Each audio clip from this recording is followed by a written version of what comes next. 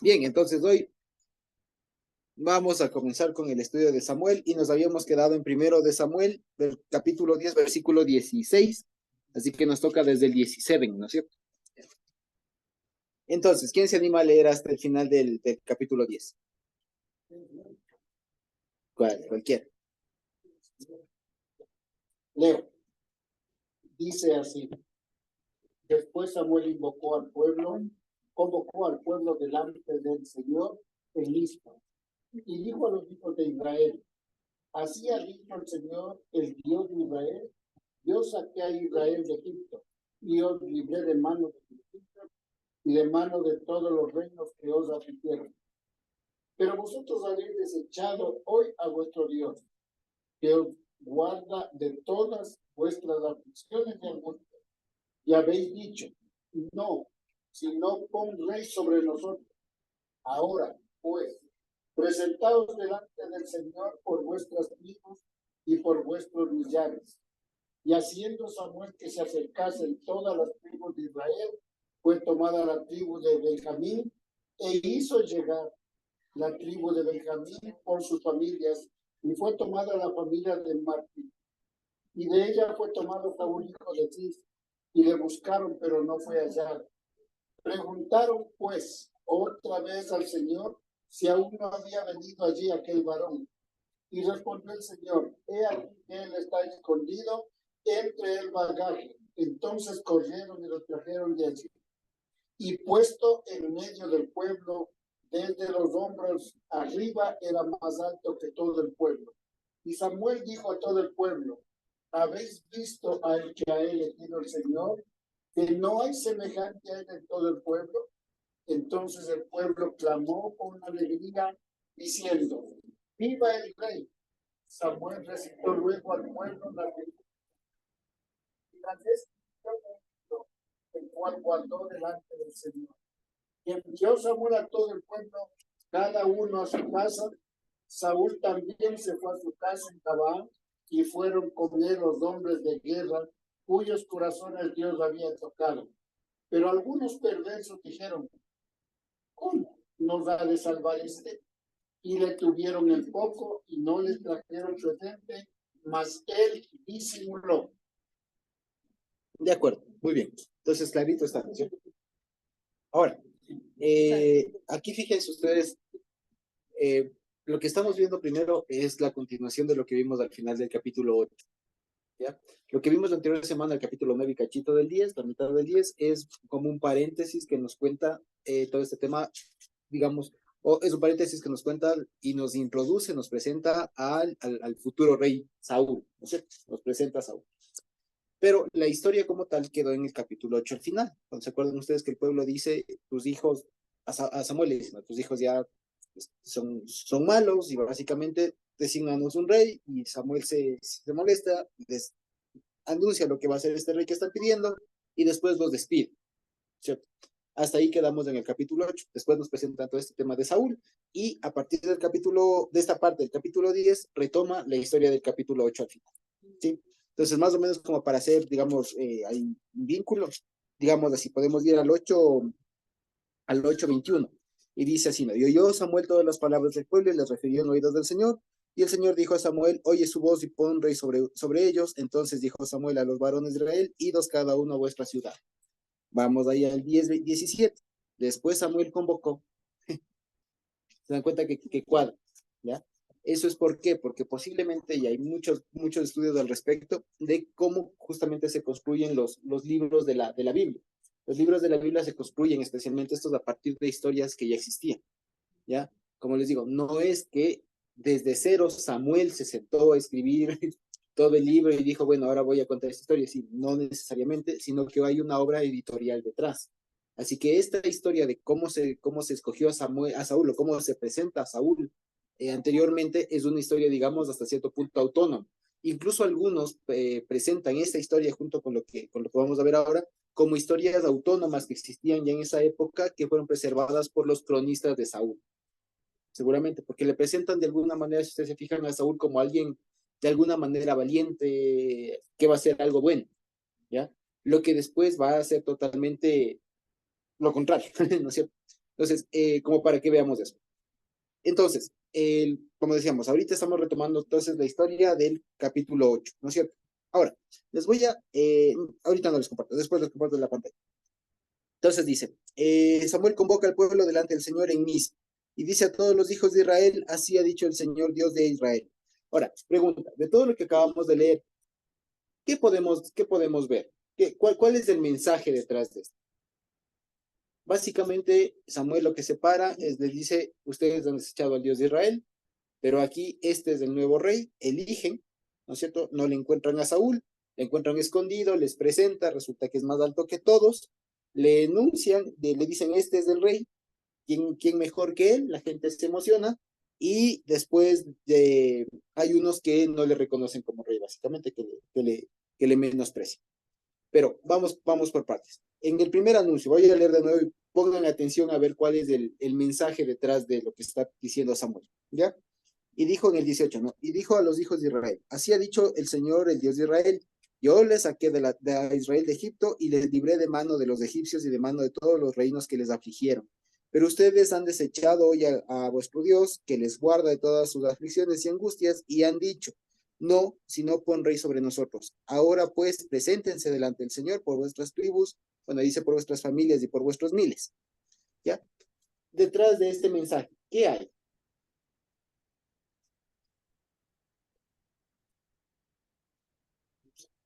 Reclamo, ¿qué más?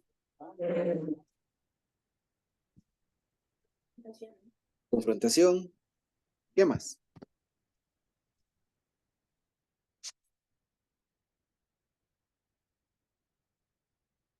¿Cuál es el mensaje de este versículo, básicamente? ¿Cómo? ¿Usted quiere un rey en vez de Dios? Exactamente, o sea, fíjense, lo que le está diciendo en realidad es algo muy profundo, porque ¿qué comienza diciendo? A ver, fíjense ustedes, acuérdense, por eso les decía, es importante que traigamos a la memoria lo del capítulo 8, ¿ya? Que se acuerdan cuál era el mensaje detrás de todo lo que les dijo ahí Samuel, de qué rey les iba a venir.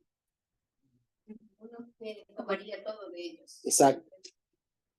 O sea, estaban cambiando el reinado de Dios por, exacto, que les daba todo, por uno del hombre, que para darles algo iba a tomar de ellos. ¿No es cierto? Que para reinar necesitaba cosas y para reinar necesitaba tener algo que iba a salir ya no de Dios, sino de la gente. Les iba a oprimir, iba a ser un rey como las naciones. ¿No es cierto? Ahora, pero fíjense cómo es el lenguaje aquí. Dice, si fuera solamente un reclamo, lo que quiere decir, si fuera solamente un reclamo, podría haberles dicho de muchas otras formas. ¿Sí o no? Podría haberles dicho, el Señor es el único rey del universo, ustedes lo saben, están desechando al rey, etcétera, etcétera, etcétera, pero no lo hace. ¿Cómo comienza? Fíjense, noten ahí. ¿Cómo dice? Sí, de la libertad que les había dado. ¿Quién? Dios. Exactamente, dice, yo les saqué.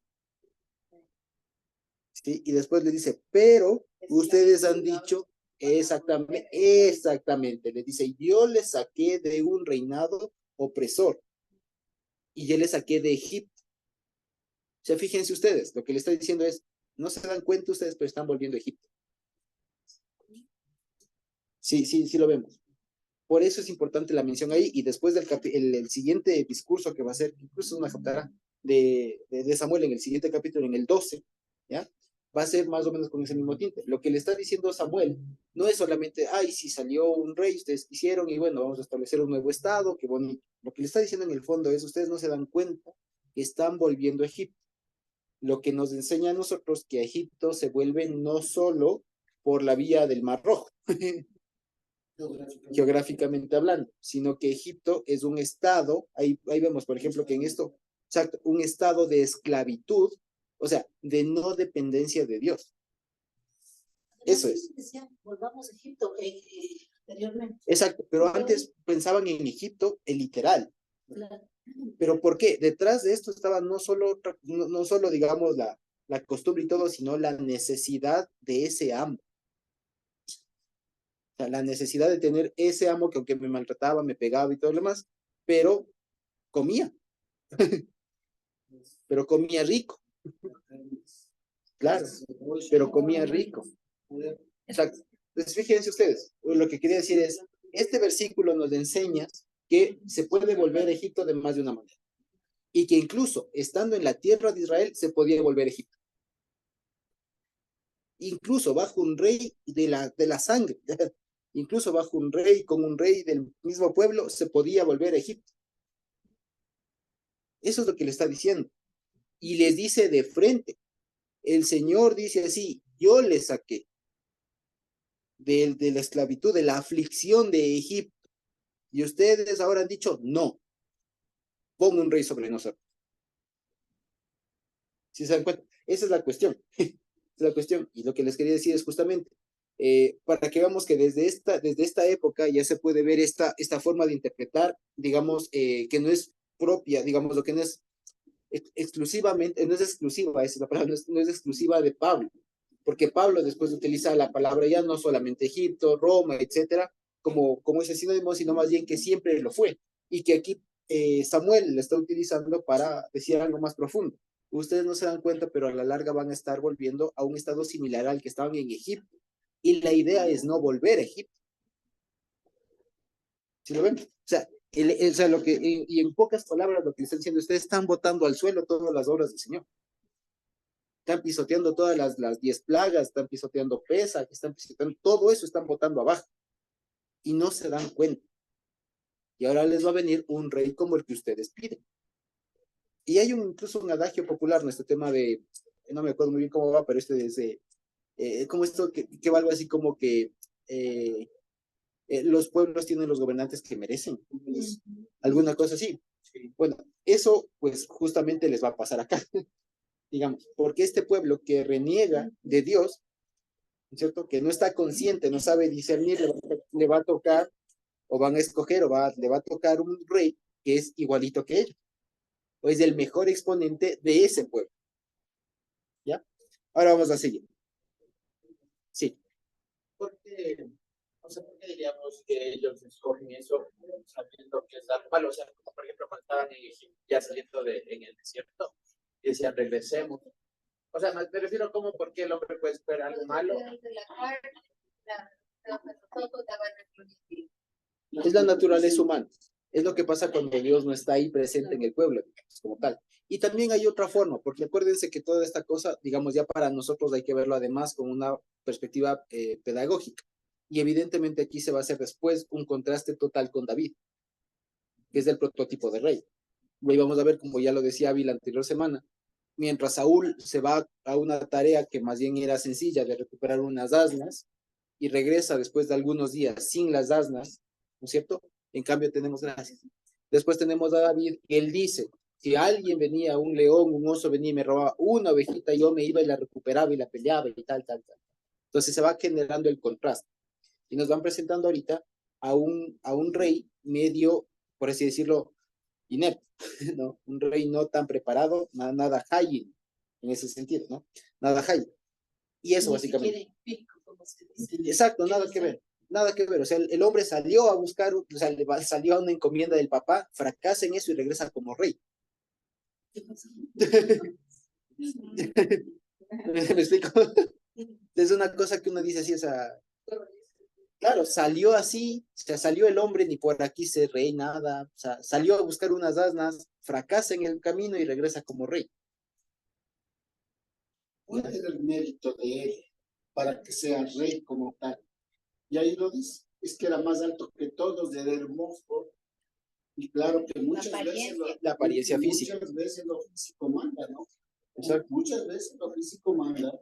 Entonces quizá tenía una impresión así, ¿no? Claro. Impresionaba su porte y su belleza, porque dice que nadie era más hermoso que él. Entonces querían lo que los ojos ven, ahí lo tienen. Claro. Sí, en cambio no miraban los valores o los antivalores que él tenía. Claro, o sea, no le veían completo, solo vieron la carcasa. Solo vieron la carcasa, porque aquí vemos. Y fíjense ustedes que aquí hay una cosa bien importante. Aquí al parecer lo que está pasando, y si ustedes acuérdense, traigan a la memoria, un pasaje de estos ya lo vimos. ¿Cómo se elige a este Saúl? Porque Samuel le había ungido ya le ungió, pero aún no era como tal rey. Posesionado. Aún no le posesionaban y tal, y tampoco se consolidaba su reino, ¿no es cierto? Que nunca se logró consolidar, ¿ya? Ahora, ¿qué pasa aquí? Que en este pasaje de aquí que acabamos de leer, ¿qué es lo que está haciendo Samuel con respecto a Saúl? Tratando de darle ese soporte para que pueda Exactamente. él salir, porque Una legitimidad, una especie de legitimidad, para que no solamente diga a Saúl, no, ya me ungió y tal. es que él no tenía, perdón, no tenía carácter para eso. Ajá. Porque el hecho de que ya le ungió antes y todo, que ya tenía que ir tomando la rienda, pero se le ve que todavía no. Entonces, como decir, le estaba dando el soporte y dándole, respaldándole con la autoridad de él para que pueda ser aceptado por el pueblo. Exactamente. ¿Y se acuerdan de alguien aquí? Este es un pasaje muy singular, porque fíjense cómo es. Llaman a todo el pueblo, y al parecer no aparece la palabra suerte, pero es muy parecido a cuando se utiliza la suerte. Bueno, ¿se acuerdan ustedes? Ya lo vimos en el libro de Josué, cuando se utiliza este mismo mecanismo para identificar a alguien, porque aquí básicamente ya estaba designado. Ya estaba designado, y lo que hace Samuel es solamente hacer formalmente la cosa. ¿Sí? Entonces, al parecer, dice, congrega a todos y fue escogida la tribu de Benjamín. Esto da la impresión de que están haciendo un sorteo, suertes. Y sale la tribu de Benjamín, y de la tribu de Benjamín sale la tribu de, la familia de Matri. Y de la tribu de Matri sale Saúl. Sí. Sale Saúl. Sí. Sale Saúl, hijo de Cis. Sale Saúl. ¿Van a verle a Saúl? No hay. ¿Se acuerdan de alguno? Está en Josué, que justamente no se sabía quién era, el que había hecho algo, y van y votan suertes. Acán. Exactamente. Y hay otro lado, hay otro pasaje también en la Biblia, justamente con el rey Saúl, que utilizan las suertes. No sé si ustedes se acuerdan de esa batalla cuando salen el rey Saúl y él hace un voto y dice, nadie pruebe del panal. ¿Se acuerdan? Hasta que hayamos no sé qué, y va Jonatán y prueba el propio hijo. Y dice, si es que alguien prueba, se muere. ¿Ya? Y él no sabía, Jonatán come y prueba, no sabía. Y después, eso ya lo hemos dado en el capítulo 14. Él prueba, no sabía, y después dice, aquí alguien ha pecado. Saúl, en su locura, ¿no? Aquí alguien ha pecado. Y vota suertes. Y dice, sea Dios del que haga, si está en el pueblo, está en la familia de Saúl. Salen las suertes y sale la familia de Saúl. Con eso queda libre el pueblo. Después de la familia de Saúl dice, sea yo, sea mi hijo, y sale yo, ¿no? Y Saúl estaba determinado a matarlo, ¿no? Y el pueblo dice, oye, pero él nos acaba de generar una enorme victoria, ¿cómo le vas a matar? Tu propio hijo, además. Entonces, lo que quiere decir es que estos dos momentos en donde se utiliza la suerte para identificar a alguien que no se sabe quién era, pero que de alguna manera, o sea, lo que queremos decir, en ese momento no se sabía, pero nosotros como lectores ya sabíamos quién era, porque la historia de Acán, nosotros ya sabíamos que se cogió.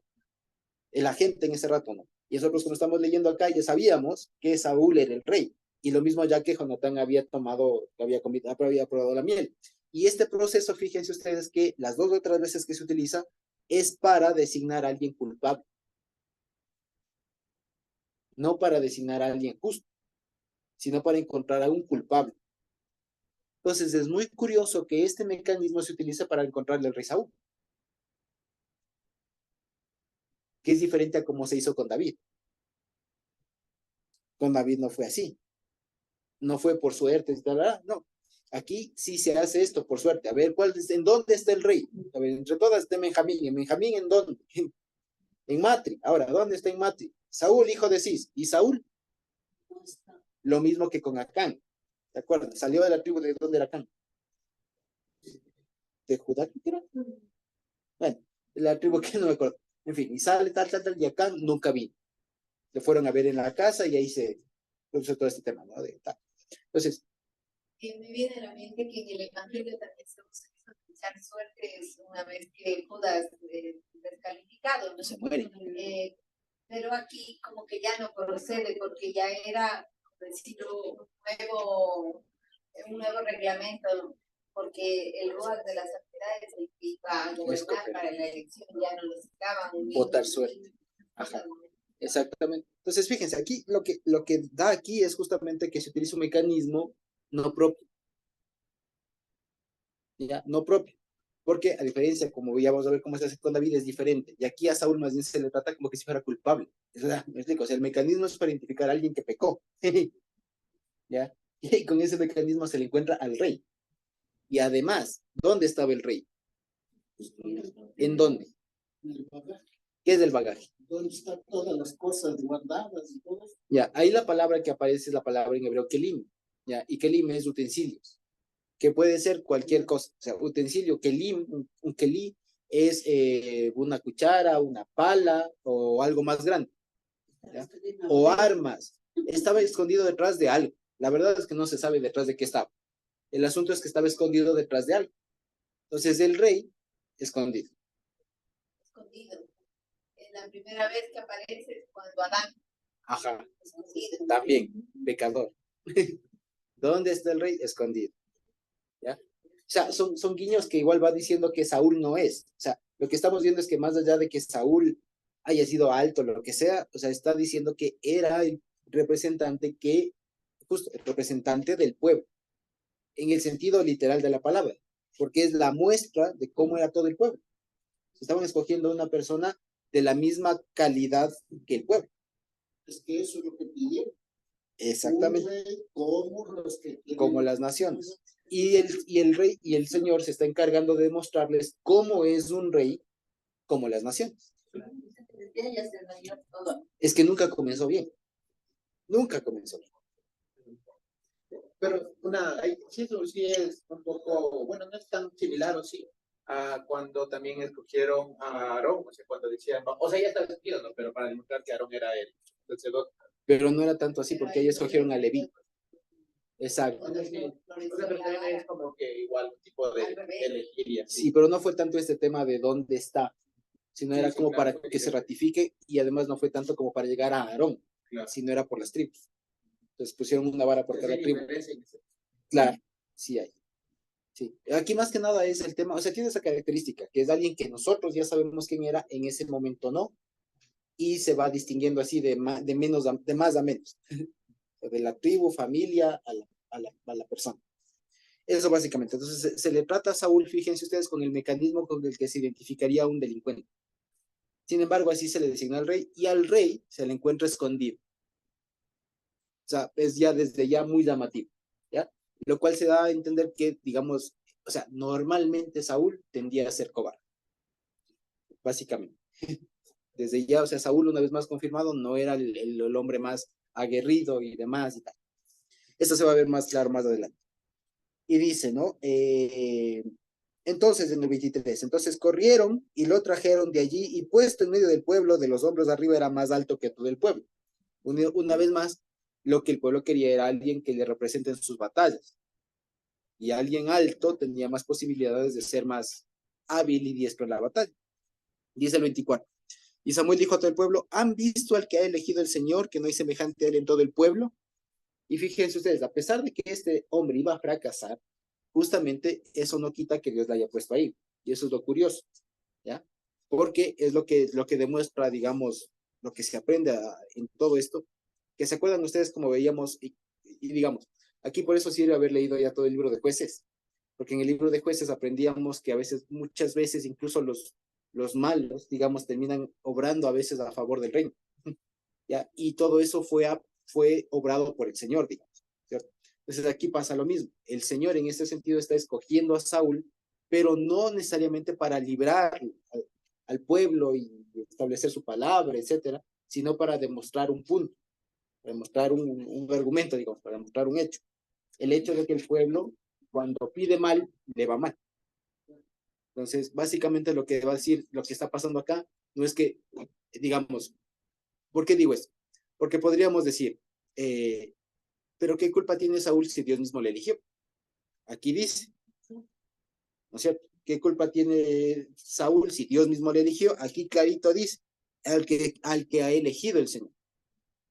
El asunto es que hay que ver más allá de lo que dice el versículo. Y hay que ver que el Señor está obrando así para demostrar una cosa. Y es que el pueblo cuando elige mal, porque elige conforme a sus intereses, como dice Santiago. Cuando piden, no reciben, porque piden mal, para sus propias concupiscencias, para sus propios intereses. lo mismo estaban aquí, solamente que aquí Dios sí les concedió, para que vean a dónde puede degenerar todo, ¿ya? En ese sentido, entonces, es que Dios le elige a Saúl, no porque sea el elegido, el predilecto, el insigne, sino porque era el escogido para determinado propósito. Exacto. ¿Se acuerdan que ustedes que la anterior semana vimos que él era Nagid? Él era designado. O sea, él tenía un rol en específico, que en este caso era el rol de, por un lado, librarse de alguna forma a los filisteos, que incluso ni eso mucho lo logró, pero, y de alguna manera comenzar a congregar el pueblo. Pero más allá de eso, lo que estamos viendo es que Saúl, el propósito de él era demostrar lo que hace un rey ilegítimo, digamos, un rey impropio, básicamente. Y entonces el pueblo clamó con gran alegría diciendo, ¡viva el rey! Ahora, no sé ustedes, pero fíjense ustedes después de este reclamo que les alcanza a hacer, ya Samuel, no, ustedes están desechando a Dios. Después encuéntrenle al rey escondido. Después dicen, ahora sí le ven al rey que Dios ha escogido, ¿ya? Y la gente con todo en ese contexto dice, ¡viva el rey! O sea, en realidad ni por aquí no entendían, o sea, simplemente querían sus intereses y ahí fue. Ser un pueblo igual de ciego que Saúl, perdón. Por eso les digo, Saúl una vez más es el representante propio del pueblo, ¿ya? De lo que no debe ser y de ese pueblo, ¿ya? De ese pueblo que no le importaba estar conforme el Señor manda, sino tener un rey como las demás naciones, y ya está. ¿Sí? ¿Qué más dice? Y envió Samuel a todo el pueblo, cada uno a su casa. Saúl también se fue a su casa en Gabaa, y fueron con él los hombres de Jail, dice ahí, ya, hombres de Jail, cuyos corazones Dios había tocado. Pero algunos perversos, ahí no dice perversos, ahí dice Benei y Belial, hombres malos, ¿ya? Dice, dijeron, ¿cómo nos ha de salvar este? Y le tuvieron en poco y no le trajeron minja, una ofrenda, ¿ya? Pero él disimuló. Y esto desde aquí ya va dando también indicios de, digamos, de un lado de oposición de algunos, que cuando el pueblo, por ejemplo, cuando se escogió a David en cambio, ninguno se puso, ¿ya? No hubo oposición. Aquí sí hubo una especie de ¿ya? Por un lado. Y por otro lado, imagínense ustedes que al rey recién designado ahí, recién elegido, por decirlo, recién investido y todo lo demás, alguien ose decir, este es el rey. Y que el rey escuche y se haga loco. Eso, ¿qué podemos demostrar ahí del carácter de Saúl? Exacto, o sea, él no sabía cómo actuar. O sea, acaban de ofender al rey de Israel, unas personas, hay unos infelices, como decía aquí, unos desgraciados, usando la palabra así, ¿no? O sea, unos que no tienen nada que ver, unos inicuos, por así decirlo, y el otro solamente disimula. O sea, el rey con toda la potestad dejando que le insulte. Claro, o sea, estaba ahí con un ejército, y ahí era una buena oportunidad para demostrar la templaza del rey, o sea, respeten al rey, por último. Pero el hombre va ahí, o sea, ni sí ni no. ¿Ya? Es que ni él se creía que era el rey. Al parecer, algo así, digamos. Al parecer sí, porque él incluso se regresa a su casa. Sí, ya se va formando. Pero no así que por la casualidad, saber a propósito de planes de Dios para tener lo que es lo débil que es el hombre. Exacto. O sea, todo lo que ustedes van viendo es de eso. O sea, todo lo mal que podamos ver en Saúl, perdón, es justo eso. Es justo eso. Todo lo que no debería ser. Que se va a contrastar, como ya vamos a ver, con David. Que es todo lo contrario. El hombre, si bien no estuvo a diestro en la batalla, en la guerra, o no sé qué, o sea, el hombre estaba preparado para. Se enfrentó a Goliat con una onda y todo lo demás, o sea, y con el espíritu del Señor como corresponde y todo, y tú, filisteo y tal. O sea, bien. En cambio, aquí este hombre le acaban de insultar y ni fu ni fa. Diferencia de que incluso, acuérdense que David también algunos le fueron insultando cuando fue yendo de Absalón. Exacto. Y él se cayó, exacto, pero básicamente dice allá en David, pues se acuerdan que va saliendo y le van ninguneando, ¿cierto? Le van ninguneando, le dice, y cuando él regresa, exacto, provoca Dios, dice, quizá Dios le deja, o sea, déjale porque quizá Dios, pero cuando ya regresó, y ya estaba viejo, le dice a Salomón, véngame porque este maldijo al rey. Si lo vemos. Entonces es la diferencia cómo actúa un rey a defender no solo su dignidad, su honor en su orgullo, sino a defender la figura del rey. Hasta cierto punto pienso que estaría bien que calle en ese momento, pero luego hay una acción. Exacto. Claro, aquí cayó y punto. Y después cuando ya, y más después aparece justo cuando, porque después ahorita vamos a ver que se enfrentan en una batalla y gana, ¿ya? Y después surge otra vez esta cosa y dice, ¿y qué hacemos con estos que te maldijeron? Y le dicen, no, no, déjales vivir. ¿Ya? Entonces es un desorden, es un caos así, pero tenaz con este hombre, ¿sí? O sea, el hombre no sabía en realidad. Pero esa misma falta de reconocimiento de la autoridad del rey, sí, que él mismo, que Saúl mismo no tenía, después con el pasar del tiempo se transforma, se le sube los humos a la cabeza y luego incluso, como tú dijiste, por algo que él dijo, estaba dispuesto a matar a su propio hijo. Exactamente. Sí, cuando el pueblo de Israel necesitaba comer, reponer fuerzas para poder continuar y pelear. Pero él dice, no, no, no, aquí toditos van a ir a pelear hasta las últimas consecuencias. Era absurdo lo que Samuel había impuesto, y en ese desconocimiento, Jonathan, su hijo, pues come porque estaba debilitado, ¿no? Y ahí la necedad, la terquedad del pensamiento, pero por estar ya como entronado, pero no en un entronado de asumir su responsabilidad, sino de decir, mi poder gobierna, no pone el presidente, mi poder gobierna, mi poder en la constitución. Entonces es una deformación, ¿no es cierto? Que se va a los extremos. No me preocupo, no hago valer la responsabilidad y después quiero imponerme, pero como a mí me da la gana, no como dice la palabra del Señor. Exactamente. Y lo que pasa es que aquí Saúl lo que se va a dar cuenta es que lo que le sostenía a él no era Dios. Sino las fuerzas del mismo. ¿No? Y el quedar bien con el pueblo. O sea, porque después de lo que va a ver ahora, va a ver que mientras el hombre gana, la gente le aplaude. Y eso le gusta.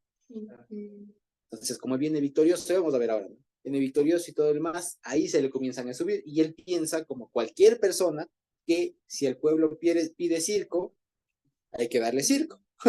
Porque con eso el pueblo está contento y yo sigo gobernando. O sea, es un gobernante como el de las naciones, básicamente. Es eso. O sea, pasa de ser alguien, digamos, inepto, ¿no?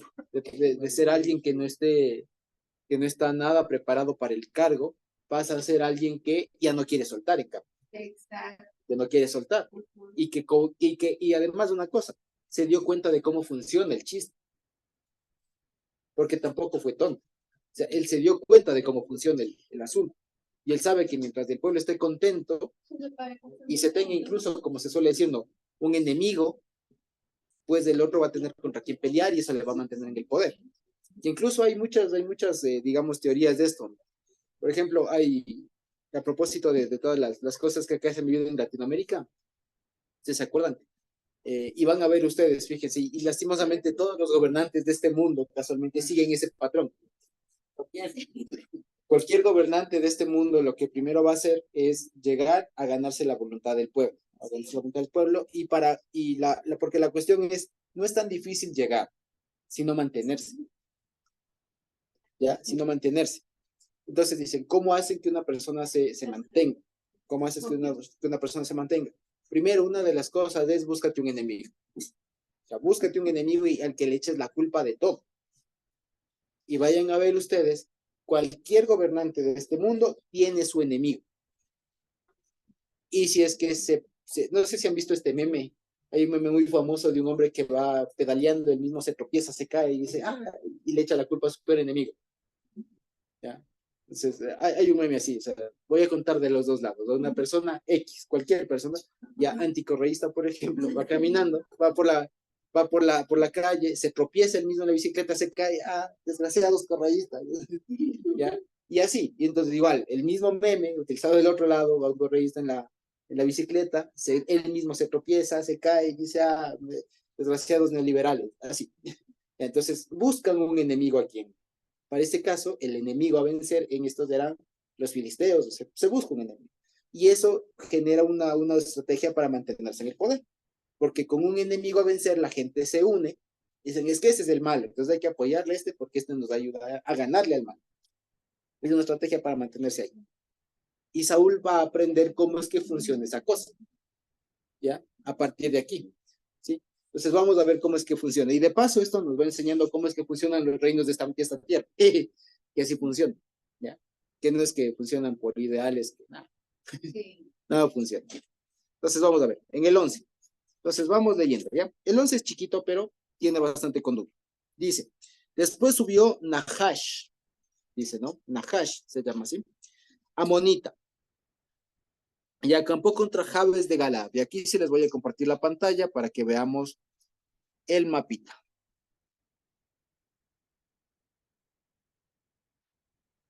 Ahí está. Exactamente. Entonces, fíjense ustedes. Le voy a poner ahí. Ahí se ve todo. Muy bien, entonces fíjense. Entonces, él vivía en Gibeat Saúl, que está aquí en esta parte de abajo. ¿Ya? Estaba aquí abajo en Gibeat Saúl, ¿no es cierto? En Gabao, en la altura de Saúl. Y aquí, bueno, vamos a, les dejo aquí presente proyectado ahí el mapa y vamos leyendo, ¿ya? Entonces dice, después subió Nahash amonita, que los amonitas están a la derecha, ahí debajo de Gad y de Rubén, ¿ya? Y dice, y acampó contra Jabes de Galaad. Jabes de Galaad está arriba. ¿Sí ven? Está aquí. Jabes de Galaad. Dice, y todos los de Jabes dijeron a Nahash, haz alianza con nosotros y te serviremos. Ahora, ¿sí? Y dice, y Nahash amonita le respondió, con esta condición haría alianza con ustedes, que cada uno de ustedes saque su ojo derecho y ponga esta afrenta sobre todo Israel. Ahora, ¿qué estaban diciendo aquí? Al parecer, y esto es algo que debemos saber, los amonitas fueron un pueblo que tenía sus momentos con Israel. En este momento era enemigo, pero después, cuando llegue el rey David, incluso van a ser una especie de aliados, van a ser un poco aliados. Sin embargo, estos amonitas ahorita, ¿qué están reclamando? Esto es lo que se suele llamar como vasallaje, en el sentido de que Jabes Galaad era un pueblo, digamos, una ciudad de otro estado, digamos, de otro pueblo, de otra gente, y los amonitas, lo que querían es que sean pueblos, digamos, con una cierta independencia, una cierta autonomía, pero que sean tributarios de ellos. O sea, no les iban a exterminar, sino a dominarles y decir que aquí manda también los amonitas. Básicamente eso. O sea, como tener una colonia, pues. Ya, como tener una colonia. Entonces, los de Jabes lo que le dicen es, ok, hagamos convenio. Ya, o sea, lo que ellos dicen es, no hay nadie que nos defienda, hagamos esto de manera civilizada. Y estos de Amón dicen, no, yo, bueno, te hago el pacto, pero el pacto es que cada uno de ustedes saque su ojo derecho. Y que carguen con esa afrenta, con esa burla, ¿cierto? ¿Ya? Eso básicamente. Jabes de Galaad eran de Israel, sí, exactamente. Entonces, están al otro lado del Jordán, en la parte de Gádita. Ok. Entonces dice, entonces les pide esta condición, ¿no? Que saquen el ojo. Dice el 3. Entonces los ancianos de Jabes le dijeron, danos 7 días para que enviemos mensajeros por todo el territorio de Israel, y si no hay nadie que nos salve, ahí no dice que nos defienda, si no hay nadie que nos salve, saldremos a ti. Espérate, José. ¿Esto de que está aquí en el ojo era literal? Sí. O el ojo significa lo visible o demuestren que... No, literalmente el ojo. Aquí sí eran sanguinarios. Sí. Aquí sí eran el ojo. Y vale la pena decirlo, estas personas, y esto sí, digamos, este registro de este famoso rey Nahash, hay solamente aquí en la Biblia. No se encuentran menciones fuera de esto. Sin embargo, el rey, ¿qué significaría serpiente exactamente? Nahash es serpiente. Los amonitas eran un pueblo, digamos, semejante a los hebreos, tenían incluso un idioma muy parecido. Entonces, esta forma de negociación pudo haber sido muy fluida porque se entendían. Es como nosotros conversar con un portugués, digamos ustedes, o con un italiano, que se entiende. Básicamente así son idiomas parecidos. Sí, entonces es muy, digamos, es bastante entendible que esto haya pasado así.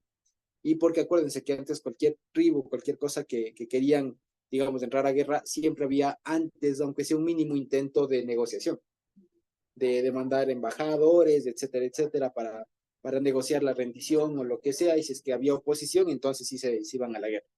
Eso está pasando acá, y como una ciudad, digamos, un poco menor, ¿ya? Pero sirve justamente para lo de Saúl. Y dice, entonces los de Jabes le dicen, ok, o sea, no nos oponemos, fíjense ustedes, pero antes de darte nuestros ojos, vamos a ver si es que en Israel alguien nos salva.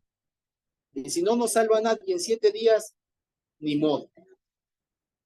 ¿Ya?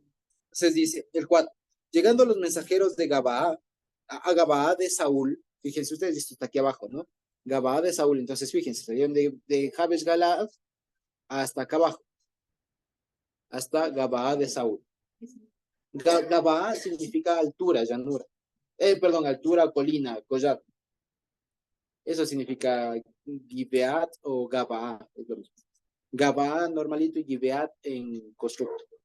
¿Ya? Gabaa es collado, colina. El collado de Saúl. Ajá, Sí, ahí está. Ajá. ajá, porque ahí vivía. Así como cuando dicen el monte de Efraín. Ya es. Collado de Saúl. Sí, collado o la montaña de Saúl. Si quiere. O sea, pero es como la elevación más bien. Es como la elevación de Saúl. La montaña, el monte. La elevación, pues. Entonces dice, llegando los mensajeros a Gabaa de Saúl, dijeron estas palabras en oídos del pueblo, y todo el pueblo alzó su voz y lloró. Y he aquí Saúl que venía del campo tras los bueyes, y dijo Saúl, ¿qué tiene el pueblo que llora? Y le contaron las palabras de los hombres de Jabes. Ahora, antes, aquí hay una cosa. En el versículo 1, ¿alguien tiene alguna Biblia que diga otra cosa? Ajá, en el 11:1. Antes de.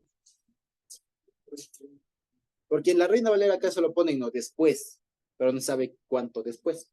¿Hay alguna Biblia que tenga algún otro dato? Aquí es después de un mes.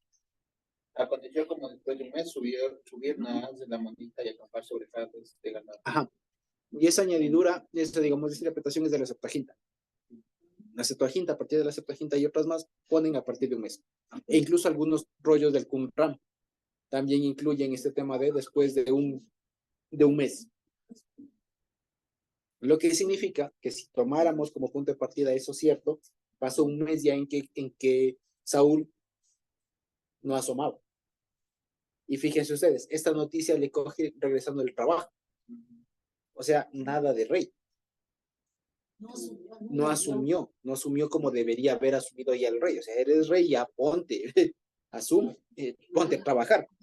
Claro, se fue a su casa a seguir trabajando. Le encuentran después del trabajo con los güeyes, ¿qué pasó? Ya básicamente, ¿ya? Dice, y le contaron las palabras, ¿no? Ahí dice el 5. He aquí Saúl que venía del campo tras los bueyes, y dijo Saúl, ¿qué tiene el pueblo que llora? Y le contaron las palabras de los hombres de Jabes. Y aquí, fíjense, va a pasar otra vez un escenario como lo del capítulo pasado, y como lo de la burra de Balaam, ¿no? ¿Qué dice? Al oír Saúl estas palabras, del Espíritu de Dios vino sobre él con poder. O sea, más que con poder, es como con, ¿qué palabra pensé ahí que ahorita se me fue? Dice, no me acuerdo cuál era. Sí, sí. ¿Cuál es? ¿Qué palabra es ahí? Con autoridad sería. No. En el hebreo. Ajá. ¿Le tienen por ahí? Yo me olvidé ahorita la palabra. Con os. Sí, no, ese es arriba. Antes, el 6, pero antes de la fo.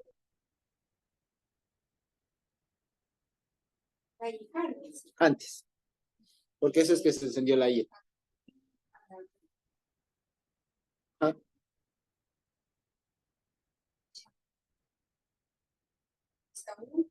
Ajá. El 6. ¿Escuchó?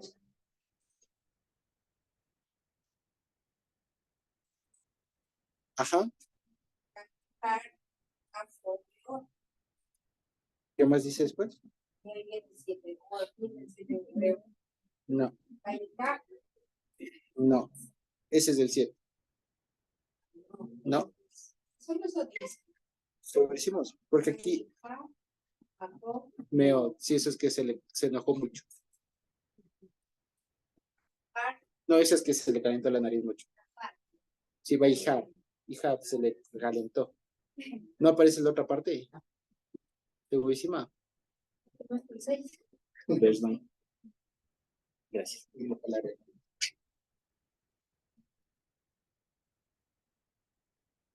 El 5.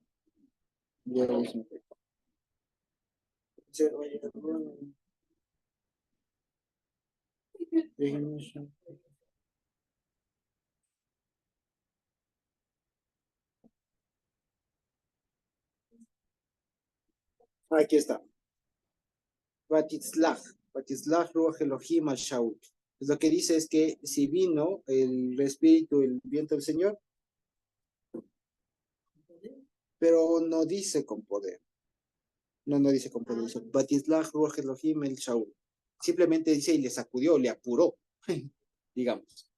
Ya no dice tanto esto de que vino con poder. ¿Sería con fuerza? No, lo que pasa es que no vino con poder, como se dice. Porque lo que quiere decir es que aquí, si nosotros lo entendemos así, entendemos que vino con algo con algo bueno, digamos. O sea, como que si fuera una manifestación del Espíritu del Señor, como lo que pasaría con cualquiera de nosotros. O sea, que sale con poder y hacemos una proeza. Pero lo que aquí más bien le hizo es que le puso en onda, o sea, despierta, le apuró, digamos así. No, justo al principio del 6, justo al inicio del 6.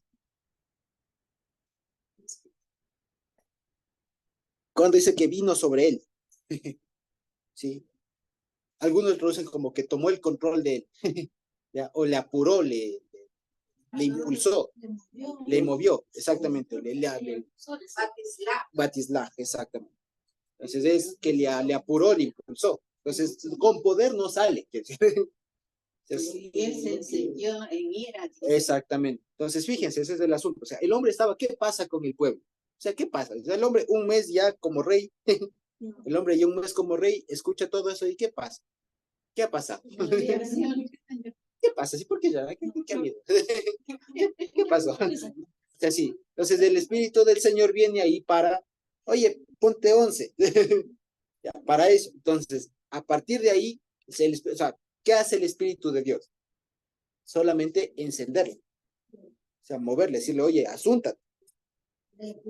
Exacto, o sea, asúntate. Hasta ahí. Y lo demás, que él se enoja y a Esaú. ¿Sí me explico? Porque si lo leemos así nomás, pensaríamos que todo lo demás fue también obra del Señor o del Espíritu. Pero lo que hizo el Ruach del Señor fue solamente despertarlo. Como un sacudo. Exacto, como, oye. Digo, ya todo el pueblo reclama y todo lo demás. Y el hombre va a seguir trabajando. Exacto, el hombre vuelve a su casa, no asume, llega, ¿qué pasa? Lo que se ve que el hombre es diferente. Exactamente. Que no asume, o sea, no conciencia de lo que es ahora. Ajá. Porque si el pueblo ya pasó, cuando van y le dicen que sacamos del ojo y hacemos alianza y todo eso, ¿no?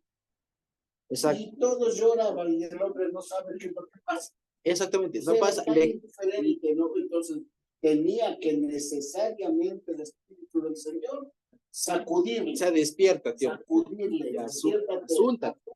Asúntate, asume ya. Que ya, por más que se les da, despiértate, pues, ya. Pues que la cosa no, ya pues hoy. Esta versión de la traducción de Reina Valera 2017 dice, y el Espíritu de Dios prosperó a Saúl. Oyendo estas palabras, es del Salmo 1:3. Ajá. Le causó ser exitoso a Saúl. O sea, lo preparó para el éxito a Saúl. Sí. Pero él se enojó. Exactamente. Pues esa es la cuestión. O sea, el Espíritu del Señor lo que hace, más que prepararle para el éxito, exacto, o sea, le despierta desde el asunto, le despierta para que tome control de lo que él es. Exactamente. Ahora, el asunto es que hasta ahí, pero cómo él reacciona es enojándose.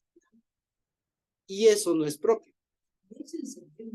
O sea, y lo que ahí dice como diciendo, Vallejara pobre meot, o sea, y se calentó su nariz mucho. O sea, de pasar de indiferente, pasa a iracundo. ¿Ya? Me explico. Es que como era blanco y rubio, y los blancos, las venas se vuelven colorados, así de la ira. No sabemos si era blanco, no lo dice. Pero, Es que como dice, y menos rubio, no dice que era rubio. Claro. Además, los de esa región no son blancos, los caucásicos son los de otro lado. Acá no. De hecho, a propósito de lo que dice nuestro hermano Eugenita, antes de Eugenita, nosotros tenemos esta imagen por mucho por la herencia católica europea, que todo plasmó a la forma de un rey europeo de la época. Si ustedes ven las representaciones más antiguas del rey David, por ejemplo, cuadros del siglo III, del siglo XII, le presentan como un rey blanco y rubio, y con un ropaje real de esa época. Incluso si van avanzando más en la historia, y le presentan al rey David como un monarca inglés, o sea, con esas túnicas inglesas. Cuando hablan de la Torre de David, se imaginan una torre de los castillos ingleses. Y esa imagen, y eso fue lo que migró acá. Entonces pensamos en David, en alguien, en un gringo, ya en un europeo de los de arriba, en un noruego, en alguna cosa así, un finlandés estamos pensando, pero no, el hombre era judío, era hebreo, era otra etnia, claro, era otra etnia. Pudo haber sido así de cabello claro y todo, pero el hombre, sus rasgos no eran nariz respingada. Serían los que tienen los de Medio Oriente. Más o menos, claro, seguramente. Como un buen turco, alguna cosa así.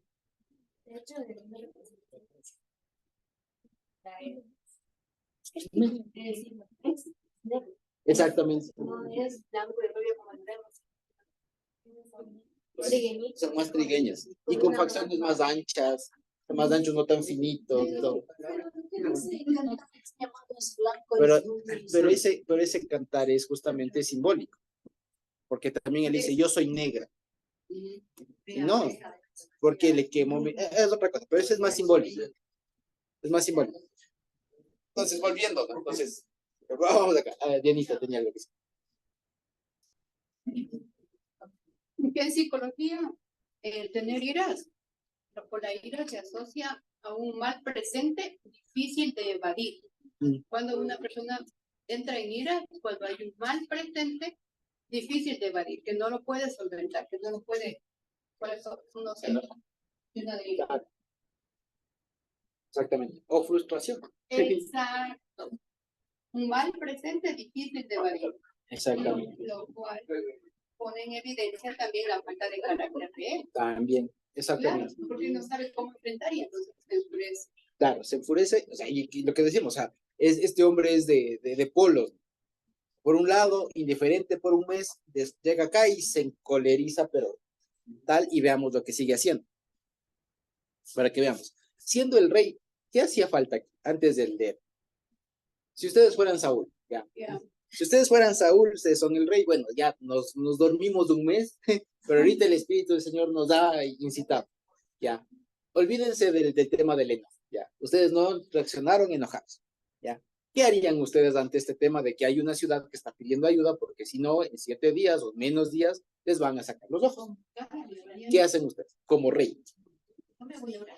Ahora, y después, Samuel, para los valientes, convoco a Samuel, ¿ok? ¿Y qué más?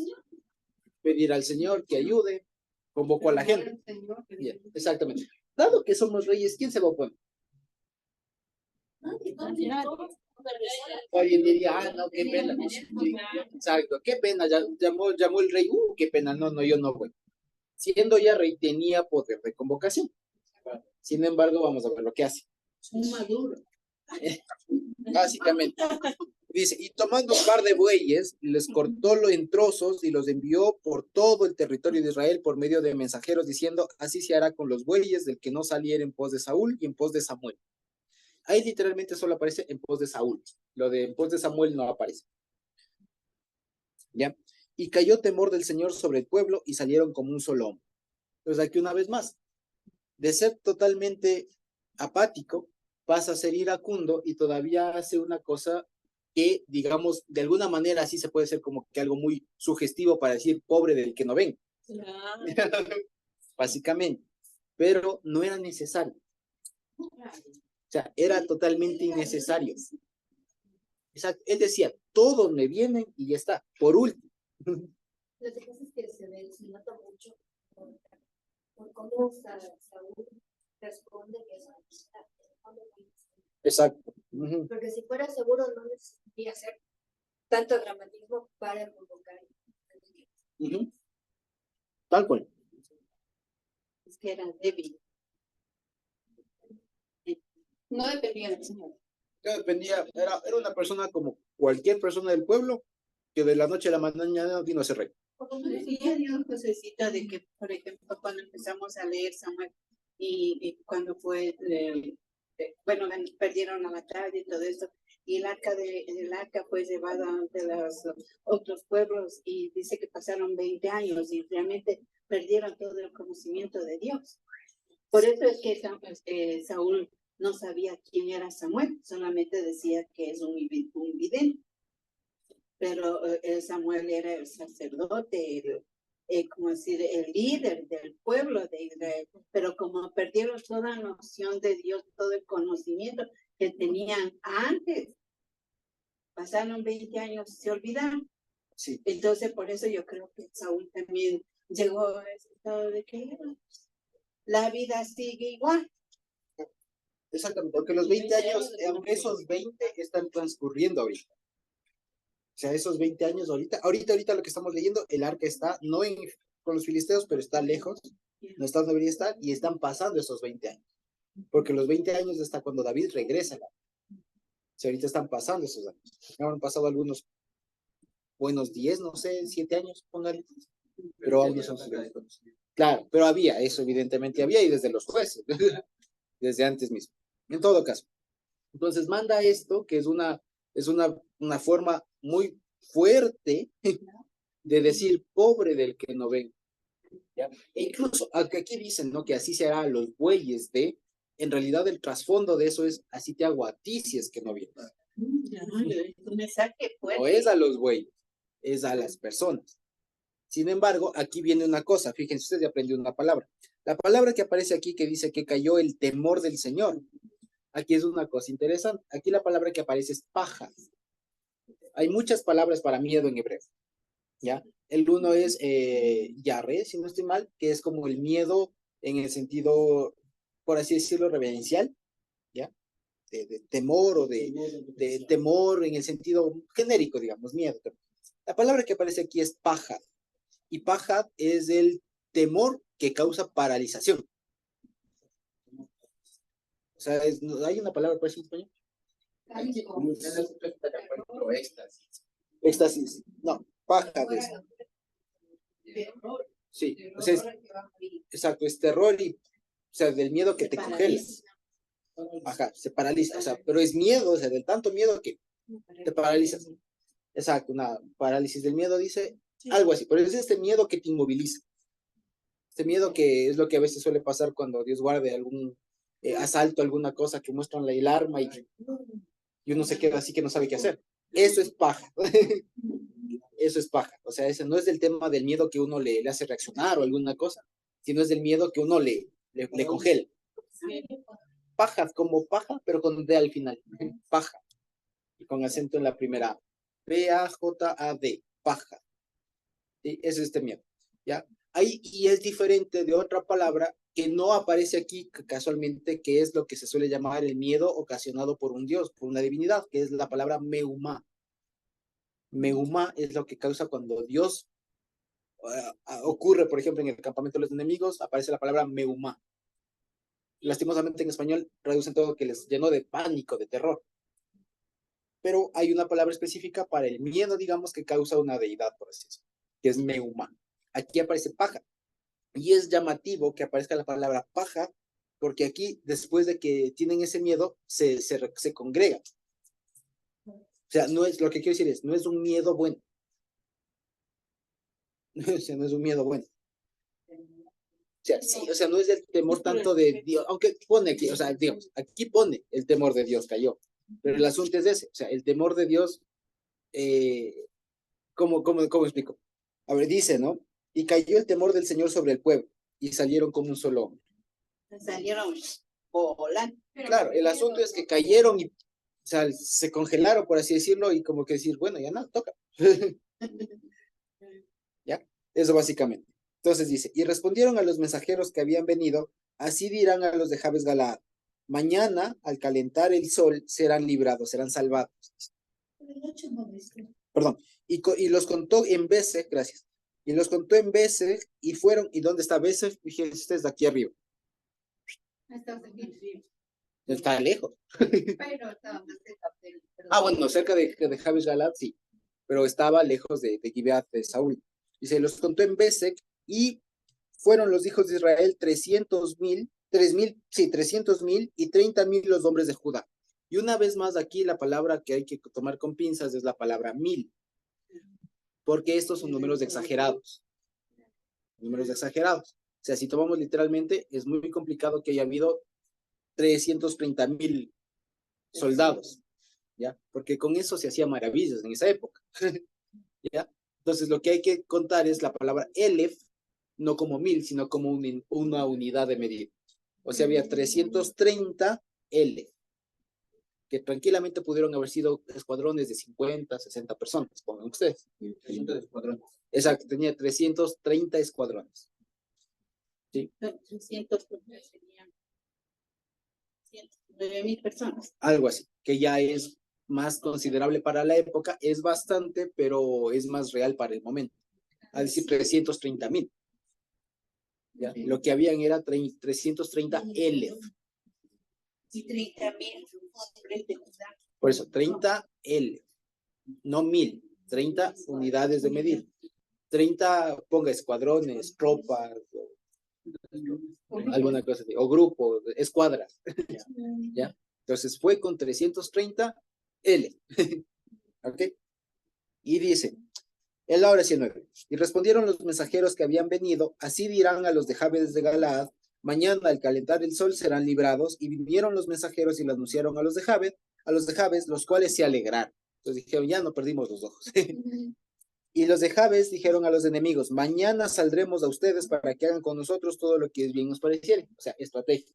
Les dijeron, nos rendimos. ¿Ya? Aconteció que al día siguiente dispuso Saúl al pueblo en 3 compañías, por eso ustedes se fijan en el mapa, está dividido en 3. Le voy a hacer un poco el zoom aquí para que ustedes lo puedan ver. ¿Ya? Ahí está. Sí, bueno, ahí está. Entonces, en vez se divide en 3, ¿no es cierto? Y dice, ¿dónde está? Me perdí. El 11, gracias. Y entraron, sí, en 3 compañías, y entraron en medio del campamento a la vigilia de la mañana e hirieron a los amonitas hasta que el sol calentó. Y los que quedaron fueron dispersos de tal manera que no quedaron 2 de ellos juntos. O sea, ganaron. Y dice, y el pueblo entonces dijo a Samuel, ¿quiénes son los que decían, ha de reinar Saúl sobre nosotros? Dadnos entonces, dadnos de esos hombres y los mataremos. Y Saúl dijo, no morirá hoy ninguno, porque hoy el Señor ha dado salvación en Israel. Pero Samuel dijo al pueblo, vamos, vengan, vamos a Gilgal y renovaremos allí el pacto. Entonces, fíjense ustedes, es igual una cosa con el rey Saúl. Exactamente. Entonces, antes del 14, hasta el 13, el pueblo entonces dijo a Samuel, ¿quiénes son los que decían, ha de reinar Saúl sobre nosotros? Dadnos de esos hombres y los mataremos. Y Saúl dijo, no morirá hoy ninguno. ¿Ya? Entonces, fíjense ustedes, a Samuel le preguntan y Saúl dice, aquí no muere nadie. O sea, una vez más, en medio de todo es cobarde. En medio de todo no tiene la decisión de hacer respetar al rey que ahora se ha probado victorioso. ¿Sí? Porque normalmente, fíjense ustedes, aquí ya se sellaría todo lo que, incluso muchos, si ustedes se acuerdan, esta historia es típica de jueces. ¿Sí o no? ¿Por qué? ¿Por qué es una historia típica de jueces? ¿Cómo de jueces? Porque en jueces hay un problema, aparece un juez para ayudarles a solucionar un problema. ¿No? Entonces acá, como decir, aparece aquí Saúl, que ya era rey, que no necesitaba actuar así. Aparece como, digamos, para salvar la situación, Ujú. como era el juez. Exacto. O sea, más precisamente, hay un malo que surge causando un perjuicio, sale un alguien que organiza la batalla, gana. Entonces es una típica historia de jueces, ¿ya? Por esos elementos. Ahora bien, entonces dice, y el pueblo decía a Samuel, fíjense ustedes, ¿quiénes son los que decían ha de reinar sobre nosotros? Dadnos de esos hombres y los mataremos. A Samuel le pregunta, ¿ya? Y Saúl dice, no, no tanto eso, sino que estaba bien, digamos de ahí. Y Saúl les dice, no morirá hoy ninguno. No morirá hoy ninguno, porque hoy el Señor ha dado salvación a Israel. Entonces, fíjense ustedes, cualquiera de nosotros con mente del siglo XXI, nosotros diríamos qué buena gente Saúl, qué, ¿cómo se diría, no? Qué humano, qué noble, ¿no? Que al que le injuria, le tal, que altruista, porque al que le injurió, al que le faltó el respeto, le perdona. Cualquiera de nosotros diría eso. Pero en el contexto no era lo que debíamos hacer, no era lo que se debía hacer, porque habían faltado el respeto, habían insultado al rey, que ahora se probó victorioso. O sea, si es que había duda de que Saúl no era rey, por así decirlo, aquí con esto se comprobaba. Y justamente por eso es que se entiende la inclusión de esta historia aquí, porque esa pregunta que hacen estos malos antes, ¿no? De ¿quién reinará? Este va a reinar sobre nosotros. Ese será capaz. Este será capaz, ahora les demostró que sí es. Y tenía toda la razón para decirle, viste que sí es, chao. Pero este hombre se porta un poco ahí raro y dice, no, aquí no muestro a nadie porque Dios ha dado salvación. Y por eso es que la respuesta de Samuel es, ve, mejor antes de que comiences a obrar así, vamos porque toca confirmar. Lo que da a entender es que ahí hubo algún contrapunto, alguna cosa ahí que dijo Samuel, bueno, toca más bien confirmarte para que realmente quedes ya. ¿Sí? Básicamente. Entonces, porque ahí le preguntan a Samuel y el que responde es Saúl. Exactamente. Uh-huh. Pues como que el pueblo más le reconocía a Samuel que a Saúl. A Samuel, exactamente. Entonces, ya viendo esa situación como que habían dos cabezas, ajá, entonces Samuel muy sabiamente dice, vamos para confirmarte a vos. También, también por un lado, y por otro la decisión que toma Saúl no es la adecuada. La decisión que toma Saúl de perdonarles, por así decirlo, puede ser muy noble, pero para los fines del reino era debilidad. Porque demostraba que cualquier persona podía insultar al rey. Y eso no se podía dar, en esa época al menos. ¿Ya? En esa época al menos. Como lo hizo el rey David, que aunque en ese rato sí déjale que diga, quizás Dios le mandó a hacer, pero después le dijo, este me injurió, cábala. ¿Ya? Este aquí se porta en cambio benevolente, entre comillas, ¿no? Pero a la larga, mal. ¿Ya? Y dice el 14. Pero Samuel dijo al pueblo, vengan, vamos a Gilgal, y aquí justo en el mapa vamos a ver dónde está Gilgal. Que, si ustedes se fijan, está aquí abajo, ¿cierto? Gilgal. Y dice, ¿no? Gilgal, y renovemos allí el reino, perdón. Y fue todo el pueblo a Gilgal, hicieron allí, hicieron reinar allí a Saúl por rey delante del Señor en Gilgal, y sacrificaron allí ofrendas de paz delante del Señor, y se alegraron mucho allí Saúl y todos los de Israel. ¿Ya? Entonces, fíjense ustedes, hasta aquí toda esta historia es alguna que así a primera vista es de victoria. Y deberíamos estar contentos de que el pueblo ganó, de que se le salvó a los de Jabes Galaad y todo lo demás. Pero el asunto es que en realidad no. O sea, esto es como crónica de una muerte anunciada. Porque va todo, entre comillas, bien, pero a la larga no. Porque aquí Saúl comienza medio inadvertido, hace una campaña, digamos, importante, pero en su ira gana, y cuando gana se porta benevolente. O sea, no demuestra en realidad ni así ajustándole las cualidades que debería tener un rey. Ya no digamos un líder, un rey. O sea, si lo que quería la gente era alguien que pelee sus batallas, al final se porta benevolente. Y es como que, ¿por qué? ¿Me explico? Bueno, hasta ahí entonces. ¿Qué les parece? ¿Tenemos alguna pregunta, alguna duda? Yo me quedé pensando en donde dice que verso 11, se le 11. Aconteció que al día siguiente dispuso Saúl al pueblo en 3 cabezas y entraron en medio del campamento a la vigilia de la mañana.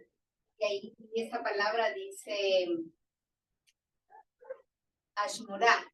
Y me pensaba yo me recordaba cuando estaban viendo el tema del canto del gallo a la primer canto, el segundo canto, si tal vez esta Ashmurá, esta vigilia de la mañana, pienso que le llama vigilia, bueno, no sé cómo sea la traducción, ¿no? Es como que está por amanecer antes de que salga el shahar, tal vez. Claro. No sé, o este es el segundo después del shahar. Creo que es la madrugada. Sí, la verdad, se me pasó también a mí desaparecida la palabra, pero lo que está diciendo acá es que le escogió dormido. Claro. O sea, buena estrategia, sí. Sí. Hasta aquí vieron a los amonitas, el día calentó, sino que yo quería asociar, o sea, si tú es antes o después del shahar y con el primer canto y segundo canto. Puede ser. Sí. Me pregunté. Claro, sí, puede ser. Sí, entonces eso básicamente con Saúl. Entonces fíjense ustedes, comienza aquí a dar muestras de cómo es un rey conforme a las naciones. Que básicamente es como que si a cualquiera, literalmente a cualquiera, de la noche a la mañana se le pone como rey.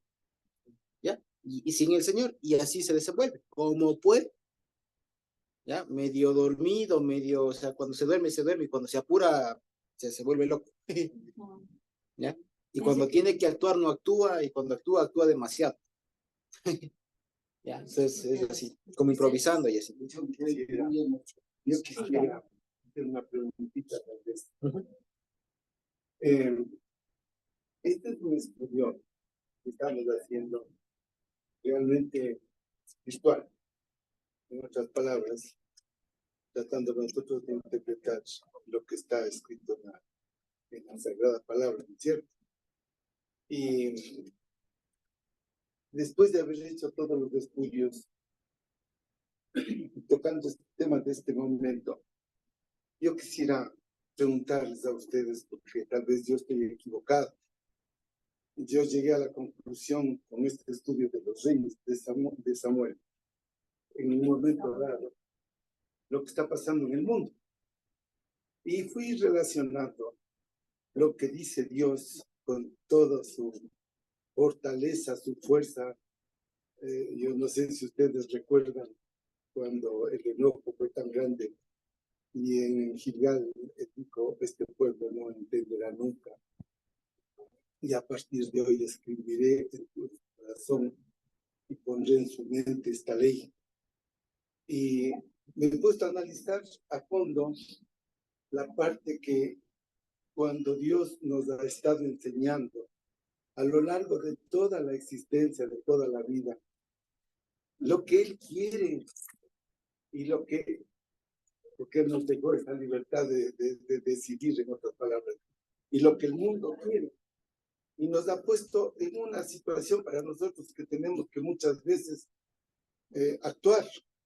Yo tuve una reunión, no sé si ustedes supieron, me invitaron a una reunión de los judíos y realmente estuvieron todos los pastores evangélicos escuchando una exposición, Josuécito, qué brillante.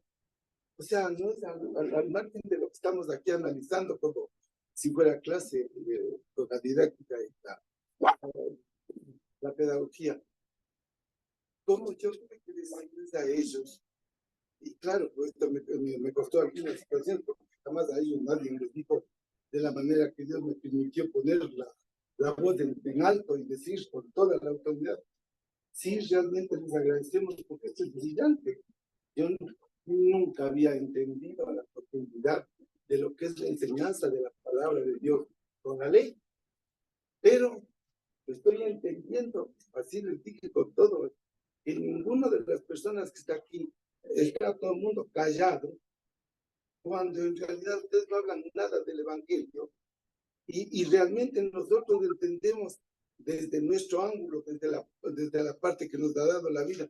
Yo ya soy un viejo, pero que he entendido que es importante en saber que Dios nos pone el discernimiento espiritual a cada uno, el momento en que tiene que llegar la parte final.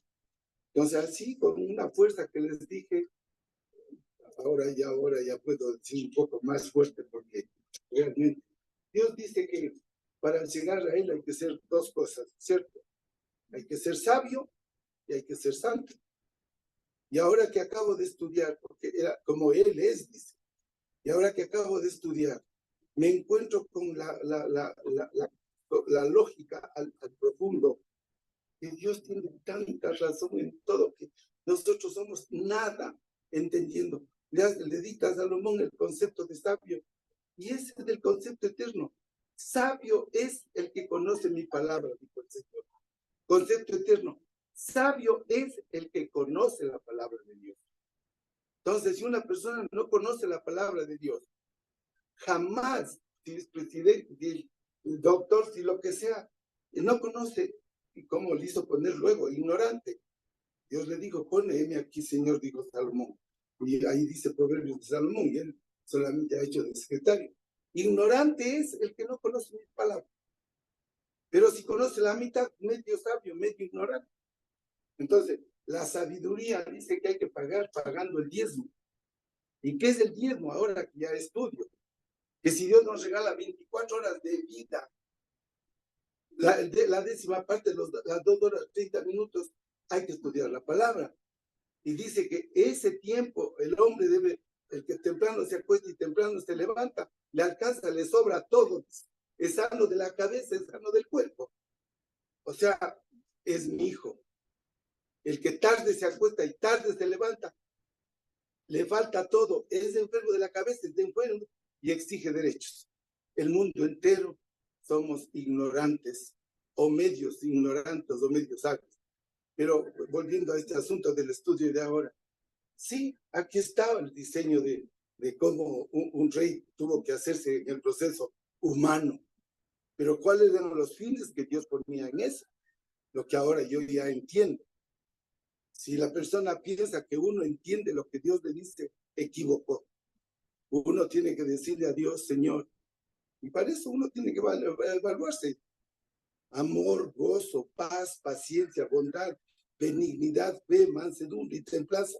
Y cada palabra debe estar en nosotros para ver si Dios, su santa palabra, está ya puesta para el bien. Porque Él nos pone a escoger entre el bien y el mal.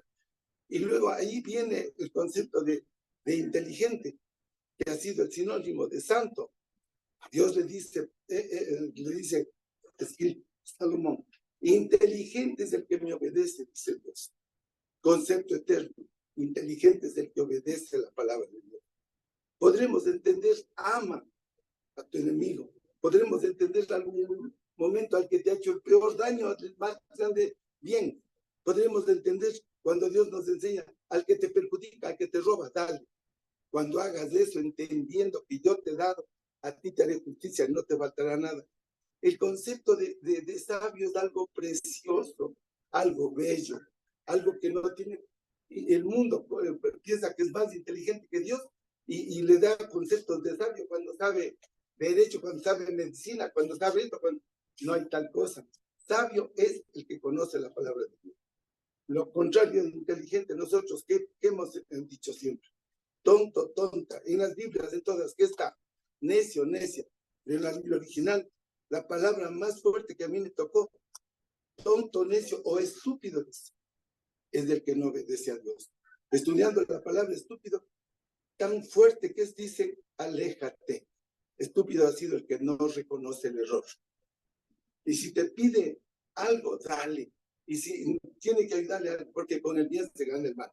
Bueno, llegando entonces a esta parte final, yo quisiera que nosotros, cada vez que hacen este estudio, porque yo estoy escuchándoles, me observo, saquemos la conclusión final en función no de la parte lógica nuestra, sino en función de la parte espiritual.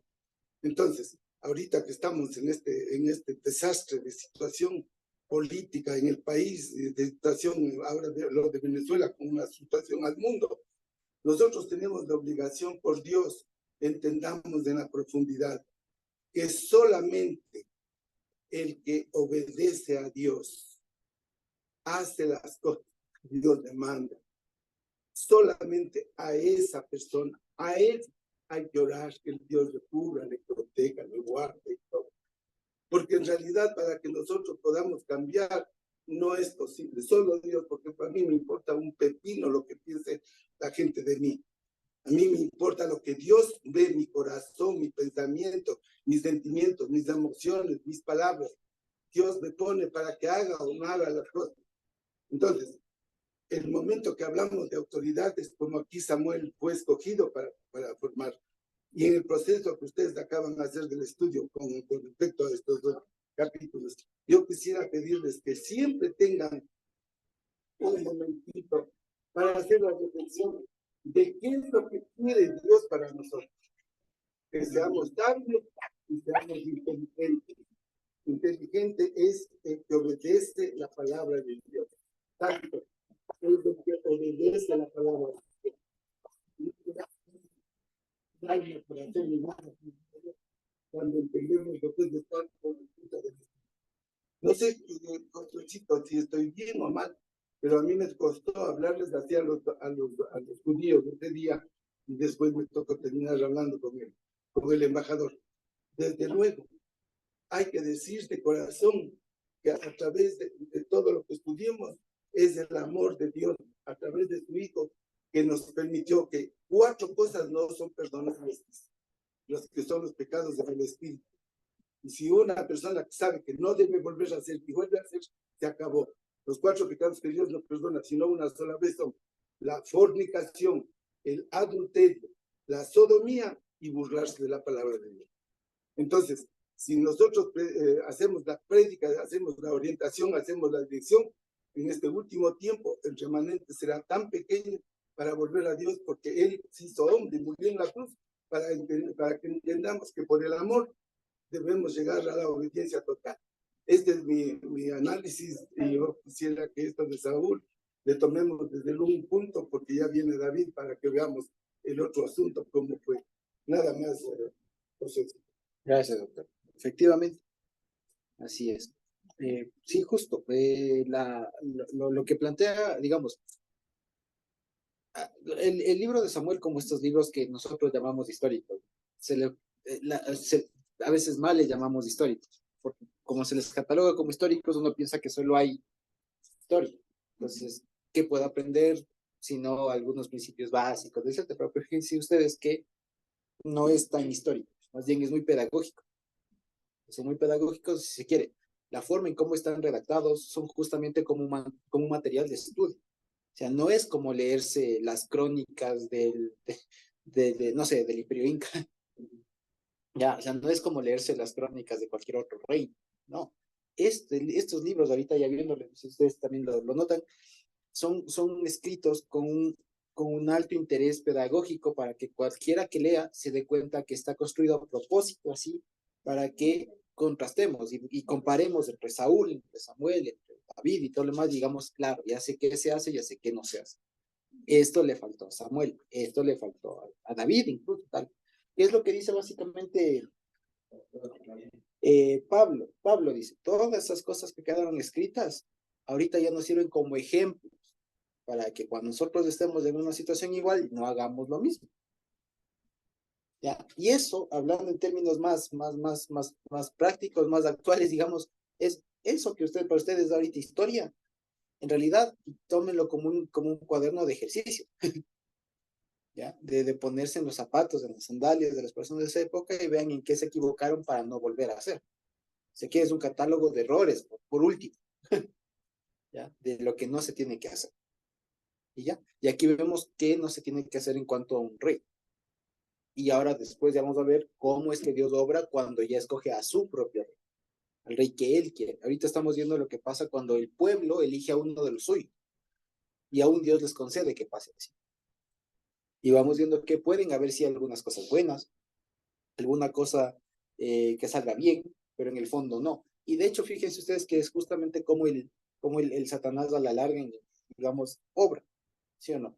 Es como una forma que parece que incluso sale y gana, pero a la larga no. Sí, entonces ese es el asunto, como para que incluso queda también la enseñanza para nosotros, que jamás nos dejemos de engañar porque alguien hace algo a la primera, o porque una vez le salió bien, ya estuvo, sino más bien porque hay que ver la constancia en el tiempo y hay que ver de una manera más integral. Por eso es que Pablo después ya en Timoteo y en Tito nos manda a ser muy, digamos, muy cuidadosos con las personas que a la final se pone o se les encarga que se les encarga algún aspecto de la congregación, de la iglesia, porque no es suficiente con que alguien despunte. Experiencias ya bíblicas hay un montón. Alguien que solamente despuntó y después se torció. Entonces hay que ser mucho más riguroso. Y aquí justamente, en el caso de Saúl, si lo parece, para saber lo que pasa cuando alguien simplemente apareció y salió y no se sabe mucho y solamente fue alto y claro, tuvo una victoria y ya estuvo. Y fue suficiente. Que no hay que ser tan así, digamos. Hay que ser bastante más rigurosos, tanto más si se trata del rey. Hay que ser bastante más rigurosos. Y el Señor ahora justamente nos ha dado herramientas poderosísimas para saber distinguir, dentro de incluso, ya no hablemos del reino, pero nuestras propias casas, familias, etcétera, para saber cómo actuar. Sí, eso básicamente. Entonces, quizá tenemos alguna otra pregunta, comentario. Un pequeño comentario y más que todo aplicación, ¿no? Que todo lo que ocurre en la palabra, aunque sean miles de años atrás, tiene que ver con el pueblo de Dios. Podríamos nosotros decir, ¿y cómo aplicamos eso en nuestros días? ¿Cómo aplicamos todo eso? ¿De qué me vale o para qué me vale? Y ahí tenemos nosotros para ver que cuando una persona es elegida por Dios, la bendición es para el pueblo y el pueblo sale. Así es. Cuando el hombre puede ser el más hermoso, el más sabio, el otro día estuve conversando con un doctor amigo y me decía, he conversado con un doctor que es eminente, tiene 13 doctorados en todas las materias y el hombre tiene su agenda llena porque todas las universidades del mundo le llaman para dar conferencias. Ese hombre sabe todo. Le digo una cosa, le falta. Ese hombre puede haber sacado doctorados en todas las universidades del mundo, pero jamás ha estado a los pies del Hijo de Dios, que es Jesucristo. Allí está la verdadera sabiduría, allí está la verdadera palabra y allí está la verdadera ciencia, que es la que el hombre necesita. Tenemos muchos PhDs y tenemos mucha gente que se ha llenado, se ha forrado de títulos, pero con una insensatez tremenda que lo que está haciendo es acabando a la sociedad. Y como dice la palabra, a lo bueno llaman malo y a lo malo llaman bueno, y eso es lo que dicen que es civilización. Ahora, para nosotros esto por lo menos a mí me hace ver cómo el pueblo puede pedir un rey como todas las naciones, sabiendo que Dios es el que sabe qué persona es. Entonces, cuando el Señor le hace, yo le saqué de allá y querían volver, aunque no geográficamente por el mismo camino hacia atrás, sino mentalmente, como a un muchacho, ¿no? Un día la mamá le dice, el chico estaba parado, y le dice, siéntate, así. Entonces sentado, siéntate, que te sientes, te digo. Y a la final el muchacho se sienta y le ve a la mamá, le dice, por dentro estoy parado. Así le responde. Entonces él podía haberse sentado porque ya físicamente estaba sentado, pero en su mente él estaba rebelde contra su madre y parado. Desde no te obedezco. Y así hay muchas veces en las situaciones en nuestras iglesias, en el pueblo de Dios. Él puede que lea la Biblia, puede que haga todas las cosas, pero por dentro está haciendo lo contrario. Está lejos. Por eso dice la palabra mismo, dice, no, este pueblo de labios me honra, pero su corazón está lejos de mí, que es lo que estaba ocurriendo aquí.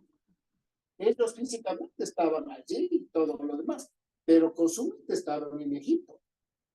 Entonces, esa dicotomía que hay, esa separación que hay, de que físicamente estoy aquí, pero con mi mente estoy en otro lado, eso es lo que hay que evitar y estar presente ante Dios, como decíamos antes, ¿no? En cuerpo, alma y espíritu, decía.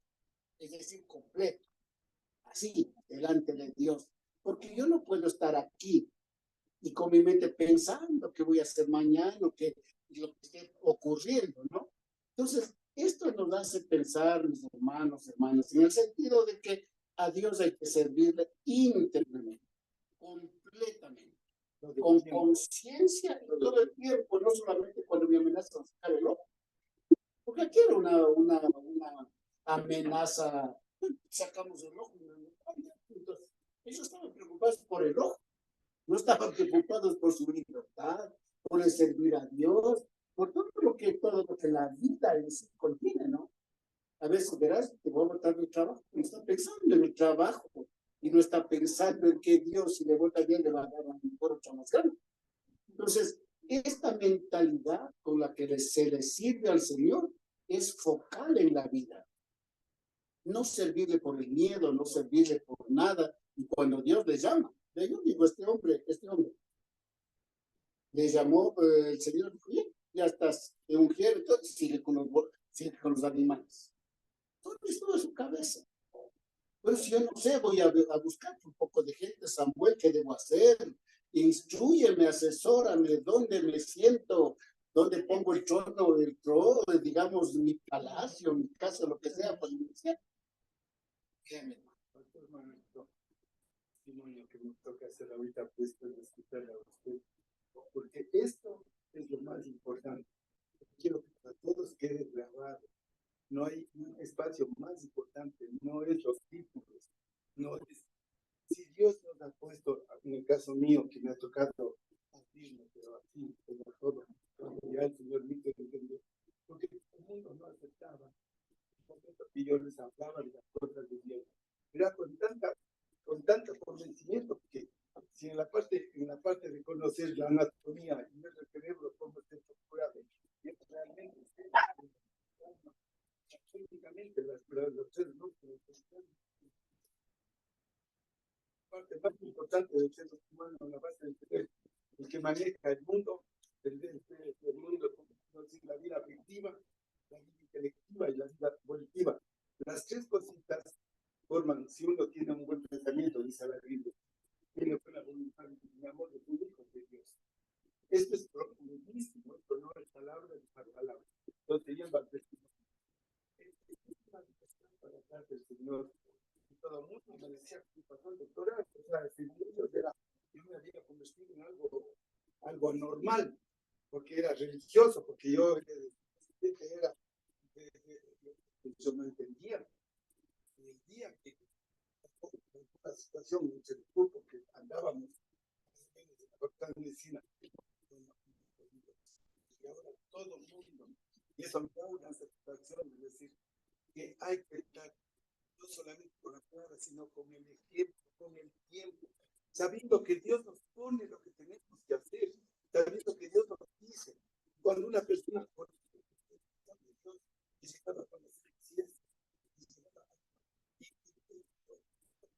la palabra de Dios es todo perfecto, la palabra de Dios es tocada. Entonces yo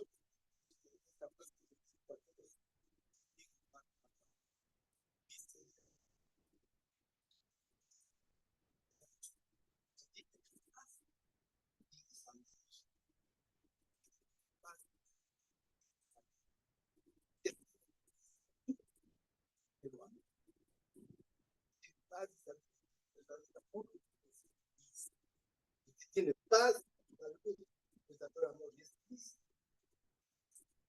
no hay otra ya como les dije de entrada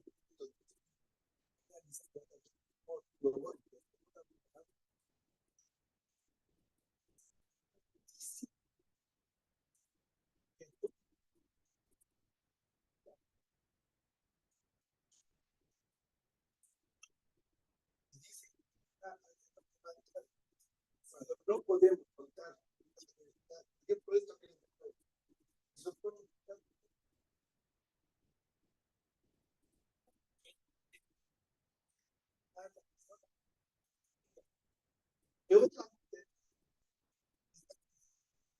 todas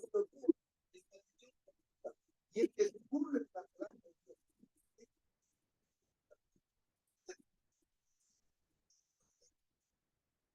tuyo. Qué lindo que esto.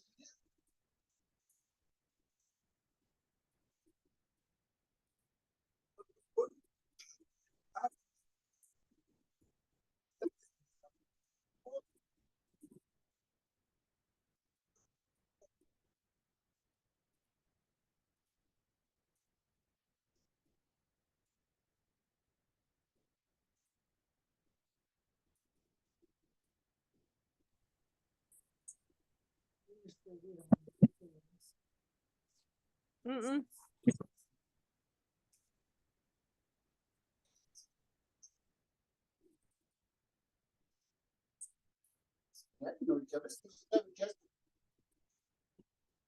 alguien que seguramente esa sabiduría de Dios dijo así: el cuerpo humano fue creado para trabajar en paz, en equilibrio. Y entonces cuando yo oí eso, es que cómo no se va a trastornar mi cuerpo si estoy acá con un montón de cosas que me distorsionan, me desequilibran, si yo soy envidioso, si yo soy lujurioso, si tengo tantas cosas acá, ¿cómo puedo pensar que mi cuerpo puede hacer? Estará, esto sacarle un pescadito de agua, ¿no? Sacarle acá, y bonito, aquí calientito, toma comida, no muere, no es su ambiente. El ambiente que Dios creó para sus hijos es el ambiente de paz. Mi paz, como el mundo le da. Yo le digo así a Saúl, pues no. Hombre que ya le dicen, tú eres el rey, le dan mejor presa. Lo que vimos en internet, dan la mejor presa, le sentar en la cabecera de la mesa. O sea, ya le dan señas de lo que es él. Sigue todavía con esas cosas. Entonces, hermanos, nosotros somos escogidos de Dios. Y en este mundo de maldad, de violencia que hay por todo lado, nosotros debemos ser los portadores de la paz de Dios. Que dicen los pacificadores.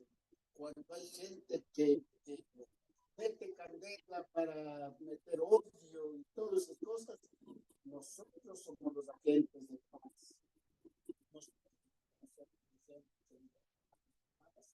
Para ser portadores de esa medicina divina que nunca conocemos. Entonces, este estudio de salud hace pensar que los hombres no necesariamente tienen que ser también por las mujeres, ¿no? Porque hoy estamos dando un culto a la